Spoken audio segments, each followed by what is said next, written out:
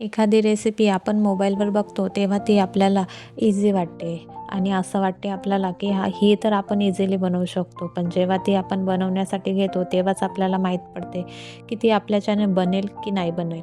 तर आज बँकेमध्ये गेली होती. गर्दी काही थोडीशीच होती शनिवार असल्यामुळे आणि नंतर आल्यानंतर निंबू आणि मिरचीचं लोणचं बनवण्यासाठी घेतलं. तर लोणच्याची रेसिपी मी ही यूट्यूबवरच बघितली आणि तसंच मी ट्राय केलं. तर आता माहीत नाही हे लोणचं चांगलं लागते की नाही, तर कारण काय याला तर लोणच्याला वेळच लागेल. एखादी रेसिपी असते तर ते आपल्याला इन्स्टंट माहीत पडून जाते की ते आपल्याच्याने चांगली बनली की नाही. तर मग इकडे मम्मीच्या घरी आलो होतं तर छान डाळ, पानगे, कढी आणि भात वगैरे बनवलं होतं. मम्मीनेच पानगे बनवले होते आणि हा पाळणा यशवीचा आणि आयुक्तीच्या लहानपणीचा आहे. मम्मीच्या घरी कड्या नसल्यामुळे आम्ही पाळणा हा पलंगालाच बांधला होता. तर यशवी आता तिथेच झुलून राहिली आणि याच पाळण्यात यशवी झोपते पण.